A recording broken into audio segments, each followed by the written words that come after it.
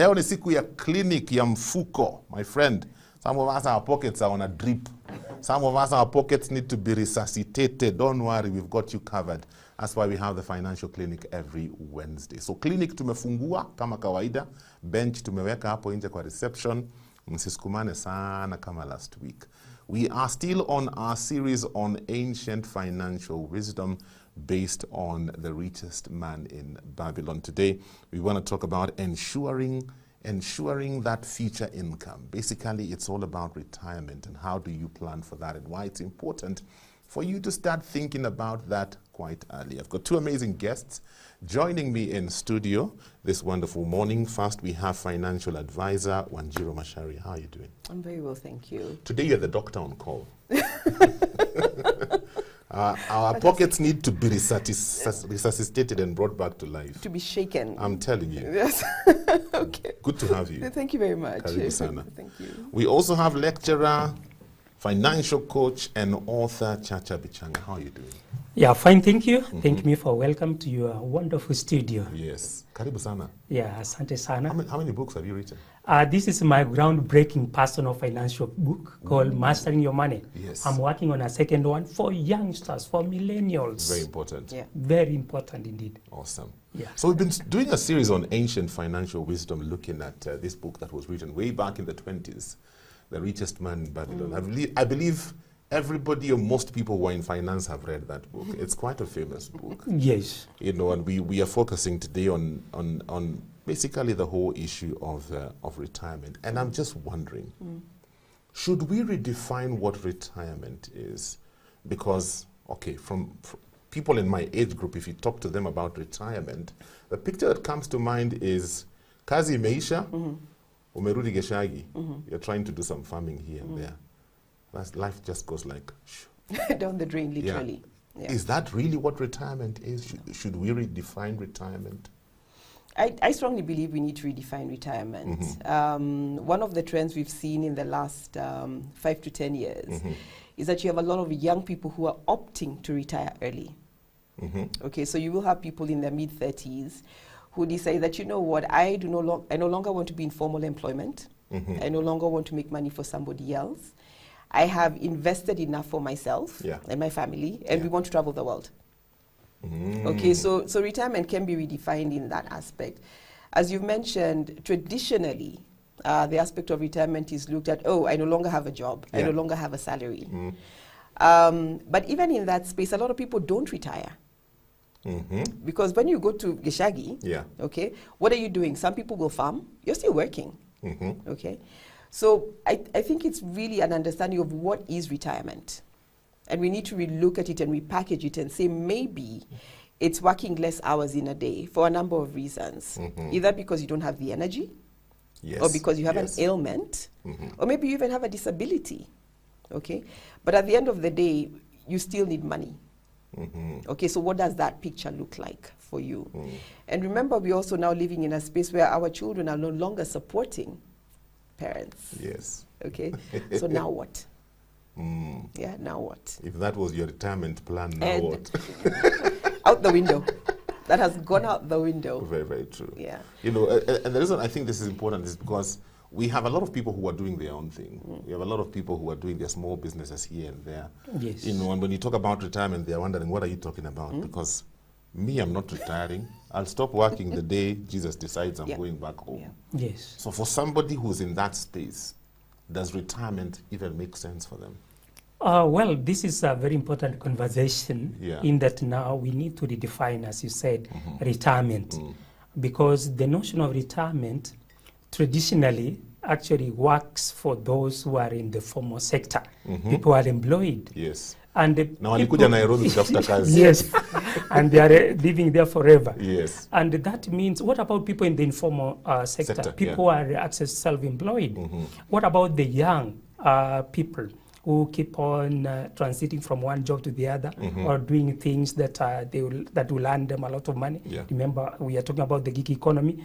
So in this case, retirement means different things to different people, depending on your age bracket, depending on your needs and financial expectations. Okay. So we would say that now we need to move beyond the traditional concept of retirement, whereby if one is employed, is the statutory mandatory age of retirement, maybe 60 or thereabouts, to a point whereby now you need to decide when can you retire. If not even when you are only in the formal sector, also in the informal sector, self-employed.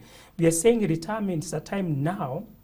You are thinking of that time in the future when you will be not in strong health, when you are not having regular income from your job or from your business. So what will you do?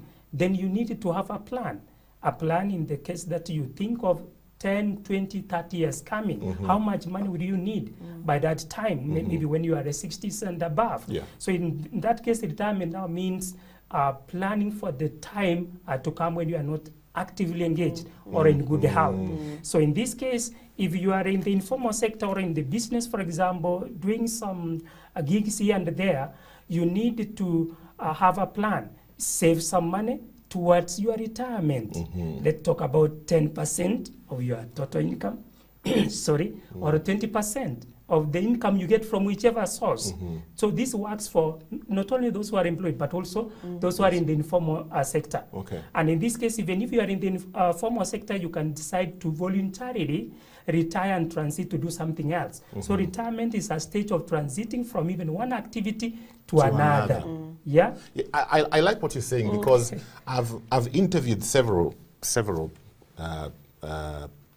people on this show who have become my friends, and they retired from formal employment, but now they are consultants. In fact, they're doing so much better than what they were doing when they were employed. And they tell me I've retired. They're thinking it doesn't compute. It doesn't what compute. do you mean you've retired? You've retired and you're running this consultancy firm that is doing so well. Is that real retirement? You know, that's why I think it's very important for us to redefine what our understanding of retirement is. And I like what he said.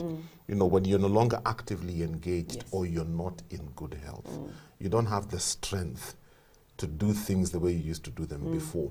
But even as we talk about this, I'm just wondering, in your experience talking to various people, does retirement hit women differently than it hits men? Yes, it does. I think men struggle more with retirement. And I mean, we can look at different examples. One of the things that you find with women, like if I can go back to women for a minute, is that women have a very intricate social network that's already built from a very young age. Yeah. Okay? Yeah. And women seem to have this ability to sort of branch out into the different areas in their life. So whether it's going to be their social structure, spiritual within the church, where children are involved if there are any children. Okay, that's another whole package in itself. Yeah. But then there are those friends that you also have that you really just want to go out and have a drink with, whether you're going to have a coffee, a glass of wine. Yes. So women's networks are multi-layered.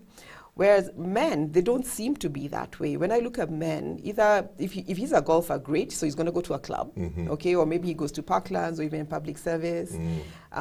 He has his network within where he works, whatever job he does, and that's very important. And he may also belong to like an old boys, okay, depending on the school that he went to. Yes. Okay, but as we get older and as we look at retirement, if this woman is no longer actively working, actively employed, so to speak, what happens is that her social networks pull her in. Okay, her chama will still be meeting. Okay, however many chamas she's in. The meetings now no longer end up, oh, let's meet once a month. Oh, now we have time. Let's meet once every 2 weeks. Okay, it's going to be over a cup of tea. We're going to discuss what our investments are doing, and then we talk about our children. Okay, so what's happening? And your husband, if you have any. A grandchild is born, guess what just happens? There's a function. Oh, my daughter is getting married. There's a function. Okay, so women are kept very, very busy. I even have instances where I remember speaking to one of my cousins-in-law last year, and her mother was officially retired, no longer working. And I said, so how's your mom these days? She goes, I rarely see her. She's so busy all the time. Oh. She's so busy all the time. She's traveling. She has all these functions happening. She's really involved in the church. So that's what happens with women. So women have a bigger social capital. So to They do speak. have a bigger social capital. Yeah. Men, in my observation, first of all, have a tendency to go into depression. Because guess what? I no longer wake up in the morning to go to the office. What am I going to do with my time? Why am I not leaving the house at 6 a.m. anymore? Okay? And so if he does not have a place to go or someone to talk to, he begins to start getting very stressed out about it. And then also what's happening with his finances, okay? Because she invested so much in her social capital, her money is still rotating. In his case, he's probably seeing depletion if he didn't have investments. Okay? Big time. Big time. He doesn't have the whatever was going into his account coming in regularly, okay? If he planned well, he probably has passive income from other investments. But if he did not, all he's doing is depleting what he has. I'm telling you. Okay? Wow. And therefore that retirement begins to look very, very different. Yes. Okay? And he's looking at his wife and he's thinking, so where are you getting the money? You know? But this is what she had done. This is what she had done. The other thing I'm going to mention just really quickly, a lot of times, gentlemen, please understand, your wives have investments you know nothing about. Wajiko uko na investment na haujaniambia. We have a discussion this evening. You know nothing about them. So when we talk to men about investments, very often I'll get a response like, oh, I need to consult my wife. Oh, I need to go do this. Oh, I need to think about it. I'll go switch with a lady and she'll go, okay, so how much do I need to put aside? And how much are you going to give me at the end of it? So again, the thinking is very different. Okay, the thinking is very different. And it could come from a point of, this man has so many responsibilities at the moment that retirement for him is, what do you mean I'm getting old? I'm not getting old. Yeah, I'll never get old. And it creeps up slowly, okay? Yes. Because he's so busy doing. One day you wake up, you're 59. Thank you. I've got one more year. I've got one more year, and guess what? I've educated my children, I've paid rent, or I've bought a house. Yeah. I bought my wife a car, I bought myself a car. My kids have a great life. I have nothing. What about me? Could it be that men probably struggle more because we attach our identity to our work and the resources? So that when you don't have the work, the job, and the resources are depleted, you feel like you are nothing. Partly that could be the case.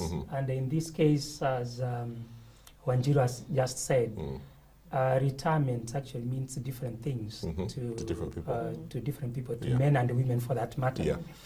For men, retirement eats harder than women. One, you'll find that for men, ideally, age-wise, we tend to retire earlier than our spouses if they are, for example, in formal employment or in business. That means our spouse maybe have a longer life of working.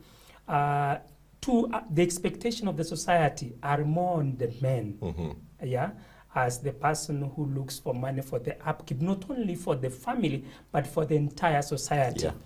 And three, you will find that now, for a women, as Wanjiru said, they have a richer social network, a richer social capital. But for the men, well, even if we keep on helping other people, that one may not come calling during the time, during our sunset days. Yes, they disappear. You'll find that our social circles are narrowing. Yes. When you exit, let's say, formal employment, you'll find that you don't have your colleagues, your friends that you feel are those people you're working with.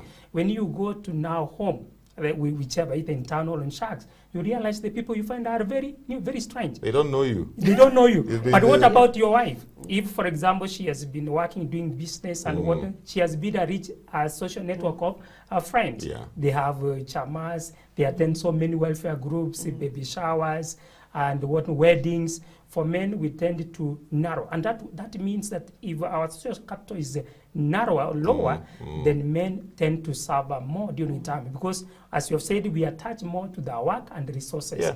And the investment that we make, you find we have invested a lot in our children's education. Invested maybe a lot, for example, in fixed assets like land. So you find during the time of retirement, men are asset rich but cash flow poor. Yes. Yeah, you cannot liquidate some of those fixed assets, and that's where now the rubber meets the road. The truth hits hard on the men. So for a man, I think it is a wake-up call. We need to invest in ourselves. We need to save more for our retirement. We need to have a retirement plan in terms of maybe having a dependable pension, having a nest egg that can sustain us during retirement. When we need a lot of money for medical, a lot of money for social events, a lot of money for transport, and so on. So really, men need to rethink the issue of social capital, the issue of our investment. Are they diversified? Are we invested for ourselves besides investing for the family and the society in general? So for this, men, it is a wake-up call. And you find for the women, you know, even the children that you have educated, they tend to help their mother more. If they are abroad, they tend to invite their mother to go and live them abroad. Let me tell you something. Hey, we were having this discussion on there's a show I do for men called Man Up. And we were having this kind of a discussion. And one of the gentlemen said something that I thought it makes sense. Actually, it's true.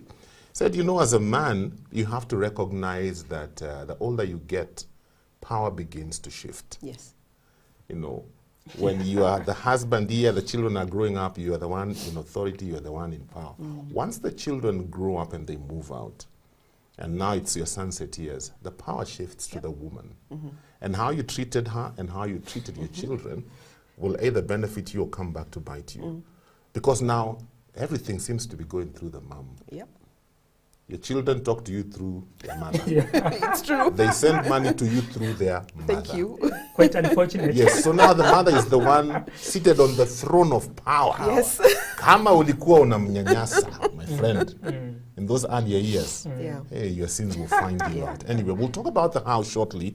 How do I prepare for retirement? When do I start?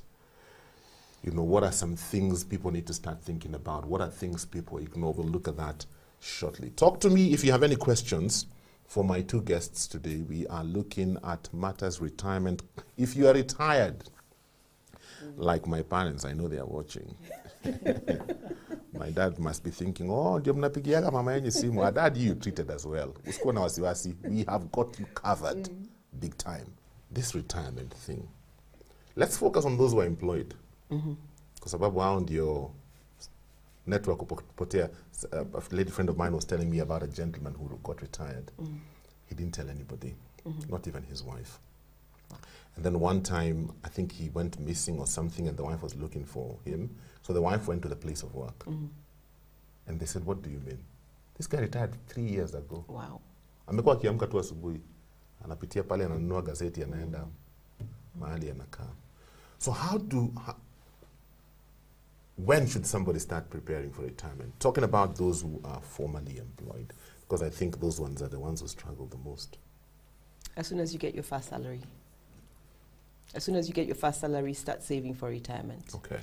And the reason why I say that is because when you're in formal employment, even if you're in an organization that offers a pension, okay, usually it does not kick in until you're through with your probation period. Okay, but you're getting money. Okay, and if we look at, we are raised and taught that when you get your money, let's say you make, even if it's 20,000 shillings, for example, 10% goes to your tithe. Yeah. Okay, now, the other 10% should go to yourself automatically. It should be automated so that you live within your 80%. And of course, these are based on biblical principles as well. And if you learn to do that, so you start this job, you're earning 20,000 shillings, you automatically start putting aside 2,000 shillings for yourself. What happens as your salary increases, as you move up in the ranks, you continue with that practice. Don't stop. Okay, so instead of increasing your expenses and beginning to buy things that you don't need, okay, continue with that 10% and increase it if you can, because life happens. Yeah, life happens. Yeah. We don't live in a static environment. Suddenly, you may find yourself in a relationship. I always advise young men that, you know, when I meet a young man and I ask him, are you dating? If he's not married, and he says yes. And I said, are you planning on marrying her? And he says, of course I'm planning on marrying her. And I said, well, expect a child within 12 months. Yeah. She'll come and say, babe, guess what? I'm pregnant. So plan for your retirement from your first job. Okay. Don't think about it purpose, be intentional about it. Because at some point in life, you may either choose to retire early and go into consultancy, like you said, some of your friends, and you're going to need some sort of capital investment to start off that business. Yeah. So where's the money coming from? Are you going to take a loan? Why? You could have saved. Yeah. Okay. Or you may work until you have to retire, you're forced into retirement, so to speak. Maybe you're 55 or you're 60. And suddenly you wake up and you're like, oh, guess what? I'm done. I no longer have to report to someone. Great, good for you. So where's the money? Okay, so again, going back to what Mr. Chacha said in terms of if you choose to invest in hard assets, or what we call equity, okay, getting rid of that equity is very, very difficult. And when you need that money. But if you start at the beginning and make it a habit, and it is an intentional practice that you have, you will never struggle. Okay, because once you've started the saving, then what you'll be looking at is, where do I now invest whatever I've saved? Okay, can I buy an apartment that I don't have to live in, but I can rent out and I'll get some passive income? Okay, so you have to look at different avenues, but you must start at the beginning. Okay. Yeah, start when you start working. In fact, on that whole aspect of when you start working, a lot of young people, when they get their first job and they start working, they don't think about retirement. And they don't consider that at that point, they have a lot of energy. The expenses they don't have a lot of responsibilities. And so actually, if you're talking saving, that's the time they can actually save a lot. Because when the kids start coming, yes, yes, the expenses will be more. Yes, and nowadays we want our children to go to a school that has the name side somewhere. Absolutely. Riverside. Brookside. Brookside. You see, what your primary. No, we don't want those ones. Yes. So what would you tell young people? I think this is a very important conversation for the young people, because young people work with the misconception, the overriding opinion or a myth that they are still young, and it is too early to think or plan for retirement.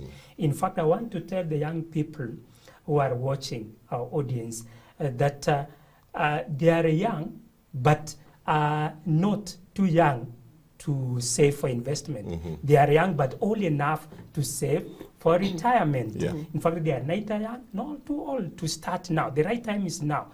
This brings me to the realization, when I first got my former job, that was early 2000, the employer used to indicate on my payslip that I would retire in the year 2032.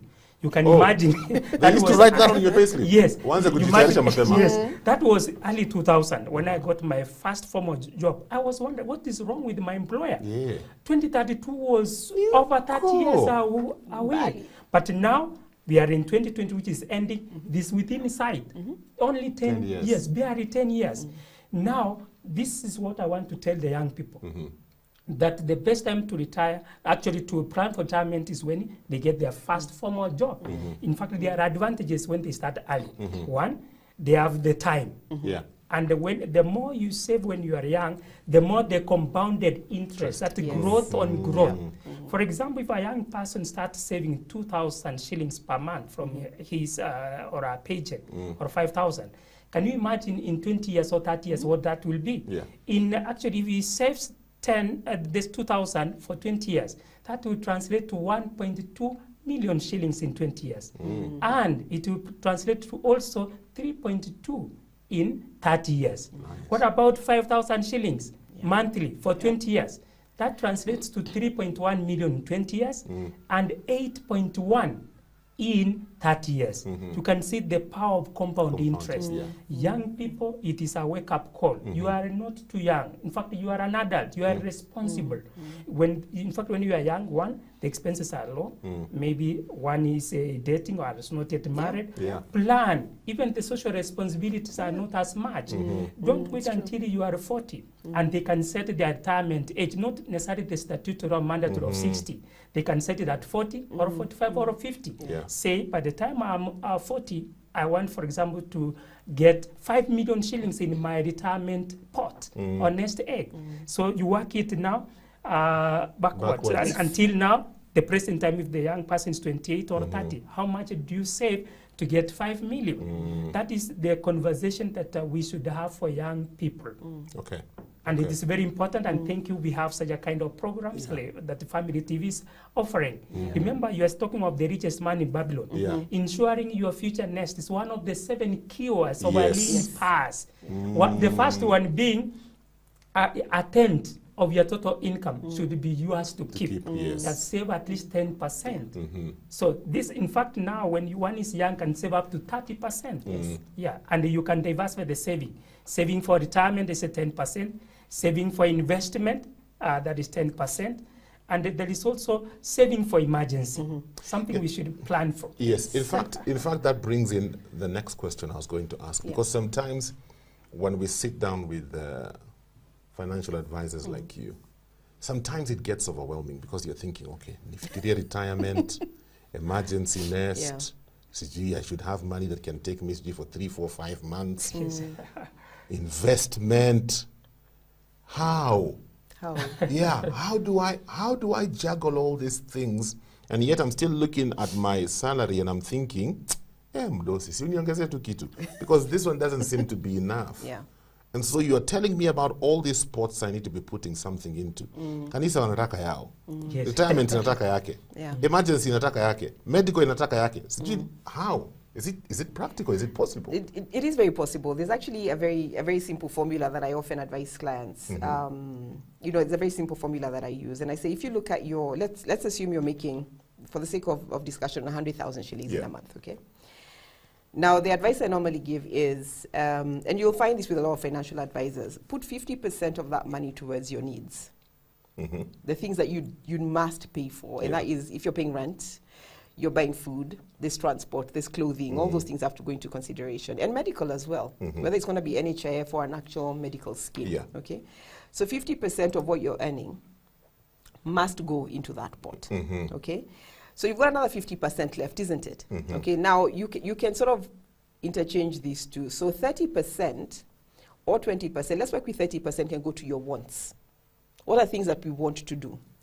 I would like to go to Java for a cup of coffee. That's a want. It's not a need. It's not a need. I can have coffee in the house. Okay?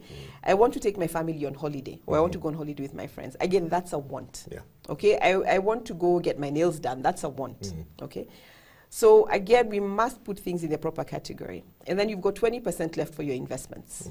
Okay? Now within that 20% is where now you begin to do the dispersions, if you like. So usually, I always say, take from that 20%, 5% as a minimum should go towards your emergency fund.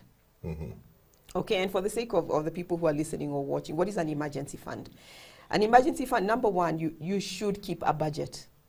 You must keep a budget. You must be cognizant of what you're spending on a daily basis, okay? Now, once you know what your monthly expenses are, your emergency fund should contain at least 6 months worth of that money. At least 6 months worth, maximum 12 months. Okay, and because it is not a savings account, stop at that point. Okay? So ideally, what you want to do is you want to put it in a space where the money is growing. So very often we'll recommend money market, for example. Okay, because money market, the beauty of it is that the interest that it earns is often above inflation. Okay, let's forget in the last few months where inflation has gone a little bit crazy. Money market, by and large, gives you an interest rate that's higher than inflation, and it's definitely higher than the banks. Okay, so that's 5% going into that. You've got another 15% left over, isn't it? Okay, so then now you need to figure out this 15%, how much of it is going to go towards my retirement, and how much of it is going to go into another investment plan. Okay, keep in mind your investment plans can range from, let's say you want to buy a car, and you've given yourself 1 year. Who says you can't save for it? Why do you have to go take a loan? Again, so you can even save the down payment if not the full amount. And when you approach either your employer, if you have a fund that's available, or a SACCO if you belong to one, or the bank, and you say, I want to buy a car for 800,000, here's 400.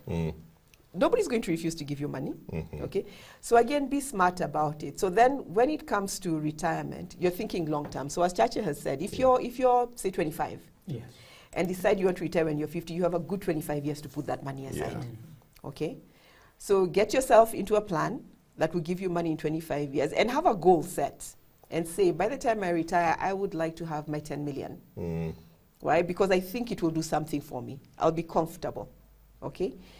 Then, this other one, 10 years, where will you be?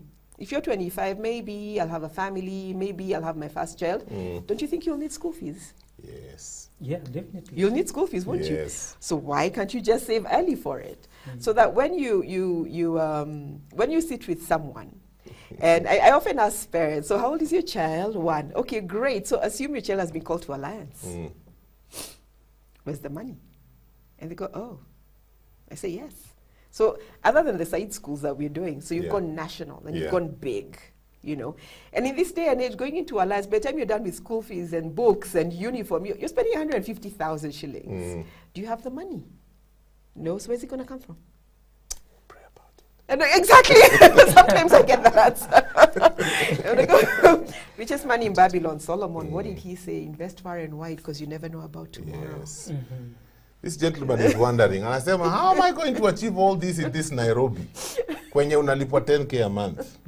Yeah. And I think that's the other challenge. Yeah. Yes. That sometimes we look at what we have and it looks so little that we don't do anything. Exactly. I think whatever we have, we should not look down upon it.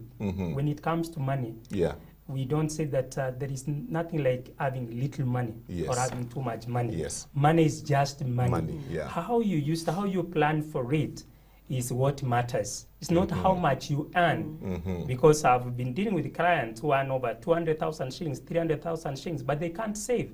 The problem is about their financial habits, their beliefs. So as Wanjiru has said that a person who is earning, let's say 10, 20, there is that rule, the simple rule, break it. We talk of the 80-20 Pareto principle, that you ensure that 20%, the minimum of whatever money you receive or earn should be channeled towards saving for retirement, saving for emergency, or investment. And you can break it. You know, the 80-20 is actually a pay yourself first kind of rule. Yeah. You don't start with the 80, start with the 20. So that now the 80, you break it down into 50-30. And this rule is not cast in stone. You can actually vary it. Yeah. Instead of saving only 20%, you can increase to 30%, especially if one is younger. The demands are actually lower, they are less compared to when one is relatively old. Yeah. So therefore, as you talk about 50 for the basic needs, and then we have now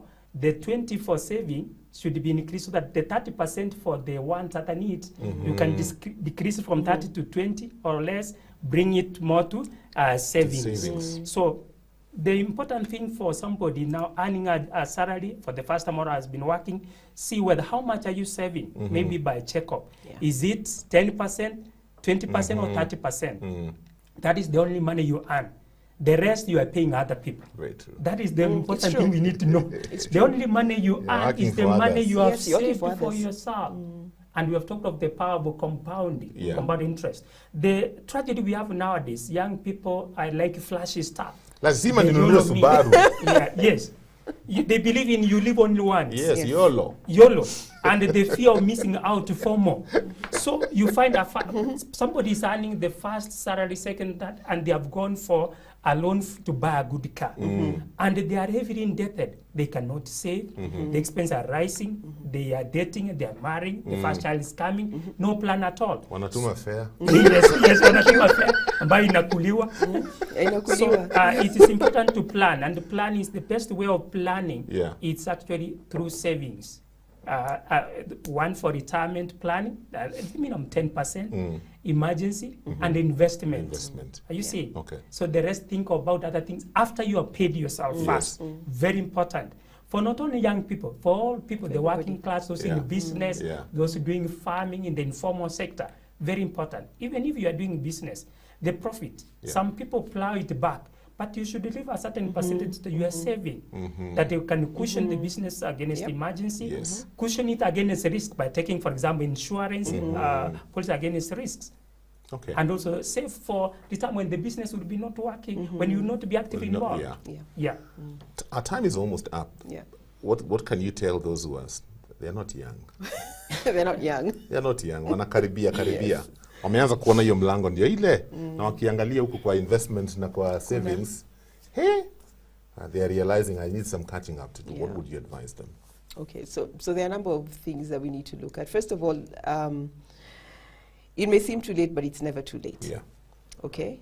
Earlier on, Mr. Chacha had mentioned that very often people like to invest in equity or hard assets. Okay. As you get older, it's time to start releasing some of those assets. Okay, it's time. If you have like 10 pieces of land, surely, you probably have not developed all 10. Yeah. Okay. Start selling them off. And when you start early enough, then you're not making a desperate sale, in which case you'll get good value for your piece of land. Okay. Once you have sold off that piece of land, you need to create your nest egg. You need liquidity. You need liquidity. So if you're in a position where maybe you get a good amount of money for your piece of land, you can go to an insurance company and buy what is known as an annuity. Okay, and an annuity is something that would give you money on a monthly basis. Okay, and it can go until perpetuity. Okay, you pass on, it carries on to the people you have left behind. So very important to think about things like that. All right. You also need to look at how do you spend your money, assuming you've got 2 to 3 years to go. Okay, what are your current monthly expenses like? Okay, are you actually wasting money? And if you are wasting money, stop. Okay, stop. So if you're wasting maybe 10,000 shillings a month, reduce it to 3, or maybe 4, because chances are the things you're wasting money on, they're gone with the wind. Okay, and they don't come back. And a very simple way for people to think about it is I mentioned looking at your daily expenses. If in a day, I've met people who say to me, I waste 1,000 shillings a day. I said, okay, so how much is that in a month? That's 30,000. How much is that in a year? Wow. That's 360,000. So do that times 10 years. How much money has gone? That will never, ever come back. Okay? So it's time to take a very, very critical look at your lifestyle right now. Okay? Understand, if you have children, they're not your investment plan. And they never will be. They never will be. If you live in a 5-bedroom house and you have no children in that house, you know what? Sell your house. Buy a small apartment. Okay? Because it will give you cash money, but it will be manageable. Because one of the other things that people forget is as we get older, guess what's happening? Your body is also ailing. It's getting tired. You may not be sick, but how many times do you get up and your knees literally creak for you? You know? So you're going to need cash money. So start consolidating what you have. Start liquidating hard assets if you need to. Okay? And if you need to get rid of assets that are not working for you, start selling and build up your cash fund. Wow. Okay, build up your cash fund. And I'm just going to say this as I finish. 15 seconds. No problem. Create a legacy for your dependents. Very important. Very important. Leave money for the people who come behind you. Yes. A good man leaves an inheritance for his children's children. Absolutely. Yeah. Simwachie legacy ya blue. Our time is up, my friend. Lazima nifunge clinic, madaktari wanaenda kuhudumia wagonjwa wengine wale wako na drip.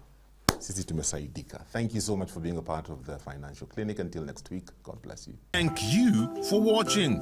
Remember, subscribe to our YouTube channel so that you can get notified whenever we upload new fresh content every day.